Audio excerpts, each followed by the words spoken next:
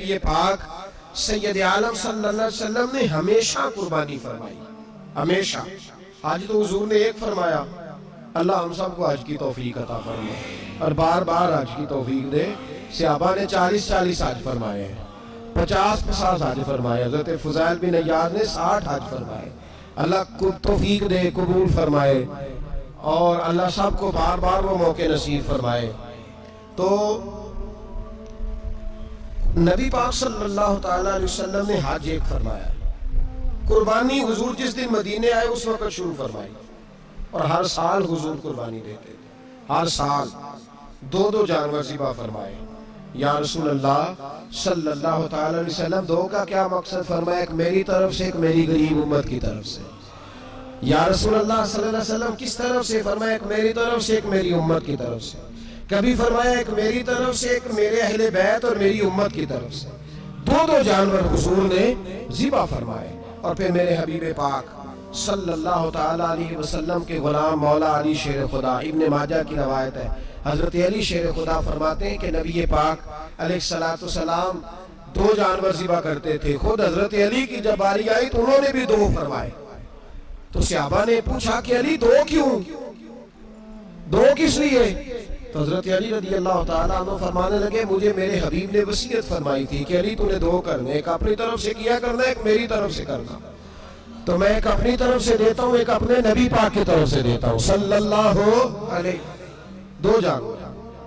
आप लोगों ने सुनी हुई है ये बात कि महीना महीना खाना नहीं पकता था हुजूर के घर में। हजरत आयशा फरमाती हैं 3 चांद और 3 सूरज इकट्ठे कभी नहीं देखे जब साथ रोटी भी खाई हो। यानी 3 दिन मुसलसल कभी खाना नहीं खाया। कुर्बानियां कितनी दी बोलिए। हजरत अली शेर खुदा का मकान कोई नहीं अपना, कोई घर नहीं बनाया। मौला कायनात शेर खुदा, मैंने ये बात फिर दोहरा रहा हूँ, पहले भी मैंने अर्ज की थी, पक्का करने के लिए दोहरा रहा हूँ। हजरत अली का कोई कारोबार नहीं बाजार। बीबी साहबा फरमाती हैं कि कई हफ्ते सिर्फ सिरका और खजूरें। कुर्बानियां कितनी असी सारे हिसाब लान टुरे हैं कि साढ़े ते लगती है कि नहीं, पक्का। और फिर जब बात होती है देने की तो माहौल और होता है, जब लेने की बारी होती है तो माहौल और होता है। कुर्बानी वाजिब है उस शख्स पर जिसके पास 52.5 तोले चांदी या 7.5 तोले, लेकिन मैं 7.5 तोले वाला फतवा नहीं देता, मैं 52.5 तोले चांदी वाला फतवा देता हूँ। इसलिए कि 52.5 तोले चांदी तो शायद तोला या 1.5 तोला सोने के बराबर ही हो जाए, ठीक है ना जी। तो 7.5 तोले सोना 50-60 हजार रुपया जिस आदमी के अकाउंट में मौजूद है वो कुर्बानी करे। बल्कि इमाम शाफी रहमतुल्लाह अलैह फरमाया करते थे, जिसने 3 कमरों को ताला लगाया हुआ है वो 3 कमरे फारग है, उसके किसी काम के नहीं, उनकी कीमत का हिसाब लगाए। छत पे स्टोर बना दिया है, कोई मतलब नहीं उसका, और जो वैसे रखे हुए हैं कोई माना ही नहीं कमरे का। माते थे हिसाब लगाए, कुर्बानी करे। रब करीम की बारगाह में देने का जब मामला आया तो तू गोल कर गया काम। मेरे रसूल कायनात सरवर आलम सल्लल्लाहु अलैहि वसल्लम का जब अपने लिए चीजें इस्तेमाल करने का माहौल है तो महबूब पाक अलैहिस्सलातु वस्सलाम ने महीना महीना रोटी नहीं पकाई। यहाँ जो आदमी हर जुमेरात को 4 किलो बकरे का गोश्त पकाता है और हर तीसरे दिन मुर्गी का गोश्त लाता है, वो कुर्बानी की बारी आती है तो कहता मेरे पे लगती नहीं। वो ठीक है अब्बा जी ले आए, अब्बा जी की तरफ से कुर्बानी, इस दफा अब्बा जी की, अगली दफा अम्मा जी की, उससे अगली दफा दादी जी की। ओ खुदा के बंदो, जिस आदमी के पास पैसे हैं पहले अपनी कुर्बानी वाजिब है। मेरी बात की समझ आ रही है अजीजों को? जो आदमी साहिब इस्तात है पहले किसकी कुर्बानी करेगा? वो कमाई करता है, उसके अपने अकाउंट में तनख्वाह आती है, अब्बा जी के अकाउंट में नहीं आती। उसने अपना बैंक बैलेंस चोरी भी रखा होगा अब्बा जी से। पहले अपनी कुर्बानी करे, अगर उसको शौक है, दिल करता है तो एक और खरीदे, फिर अब्बा जी की तरफ से करे। अगर अल्लाह ने तौफीक दिया तो एक और खरीदे, अम्मा जी की तरफ से करे। और अगर उसके दिल को अल्लाह ठंडक अता करे, सुकून करे, तो फिर अपने रसूल की तरफ से भी कुर्बानी दे, फिर अपने महबूब की जानिब से भी कुर्बानी करे। नबी पाक सल्लल्लाहु ताला अलैहि वसल्लम ने हर साल 2 कुर्बानियां दी, 10 साल। कुल कितनी होगी 10 सालों में बोलिए? और जब हुजूर हज करने गए नबी पाक ने 63 ऊँट ज़िबा फरमाए। एक ऊँट में कितनी कुर्बानियां होती हैं? 63 ऊँट हुजूर ने ज़िबा फरमाए। और हदीस बड़ी मजेदार है। हजरत अबू हुरैरा रदी अल्लाह ताला अन्हु फरमाते हैं कि जब ऊँट ज़िबा करने की बारी आई तो हम सोच रहे थे, परेशान थे कि ये तो बड़ा मुश्किल है ज़िबा करना, बड़ा मुश्किल है, इसको तो नहर करना पड़ता है, गिराना पड़ता है, बांधना पड़ता है। सबसे मुश्किल काम ऊँट ज़िबा करना है। तो नबी पाक सल्लल्लाहु अलैहि वसल्लम की तो आदत करीम है, अपने हाथ से ज़िबा करते हैं हुजूर। वो हमारा अल्लाह खैर करे, अल्लाह ही हाफिज है। ज़िबा करना तो दूर की बात है। हमारा जो बीए पास लड़का है ना, उसको डर आता है जानवर के पास खड़े होते हुए। कहते हैं बच्चों को अंदर ले जाओ, 10 साल का 12 साल का अंदर ले जाओ, ज़िबा करना है, रोएगा। और बस करो यार, ये किस कौम से तुम्हारा ताल्लुक पड़ गया है? हमारे तो 12 और 14 साल के मुअव्वज़ और मुआद अबू जाल की गर्दन काट के रख दिया करते थे, और तू बच्चा बकरा ज़िबा करने से डरा रहा है। इसको खड़ा कर ला के, कुर्बानी तो जिहाद की ट्रेनिंग है। वो खड़ा कर, इसको कहा बेटा यहाँ खड़ा हो, अल्लाह के रास्ते में बकरे की गर्दन काटनी है। अगर कोई शख्स खुदा रसूल के दीन की मुखालफत करे, कुफर का झंडा उठाए, तो उसकी गर्दन भी काटनी है।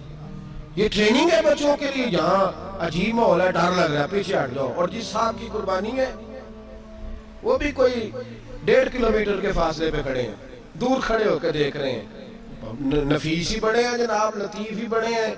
कपड़ों को कोई कतरा खून का लग गया तो बड़ी मुसीबत बन जाएगी। और अमीर आदमी, उसने उसका तो घर कसाई ने खुद फोन किया है कि साहब सबसे पहले मैं आपके घर आऊंगा। उसको पता है कि मुंह मांगी कीमत मिलेगी। मेहरबानी फरमाए, कुर्बानी मेरे रसूल पाक सल्लल्लाहु अलैहि वसल्लम से ज्यादा नफासत वाली तबीयत किसी की नहीं। सहाबा कहते हैं इतना हसीन महबूब का अंदाज था कि कभी कपड़ों पे मक्खी भी नहीं बैठी थी।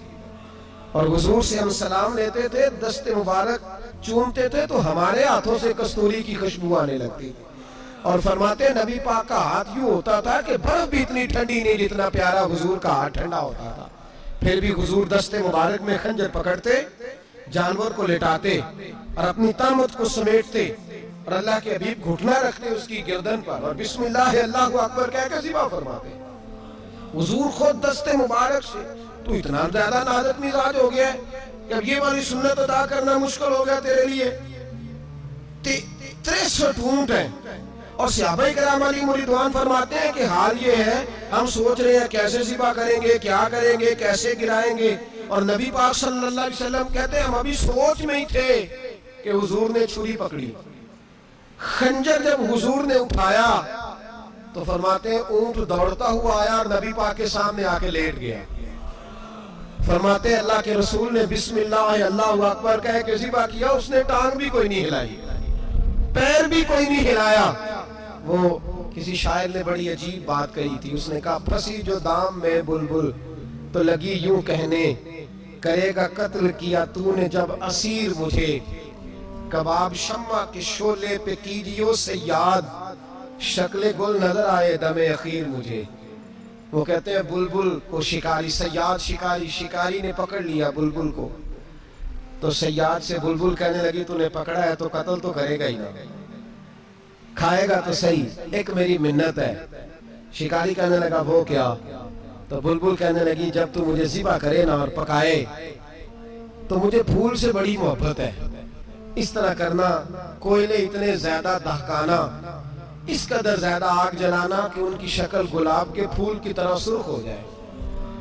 तो जब तू मुझे उन पर जलाएगा तो मुझे तकलीफ नहीं होगी, इसलिए कि महबूब का चेहरा जो सामने आ जाएगा, मुझे तकलीफ नहीं होगी। फंसी जो दाम में बुलबुल तो लगी यूं कहने, करेगा कत्ल किया तूने जब असीर मुझे, कबाब शम्मा के शोले पे कीजियो सयाद, ओ शक्ले गुल नजर आए दमे अखीर मुझे।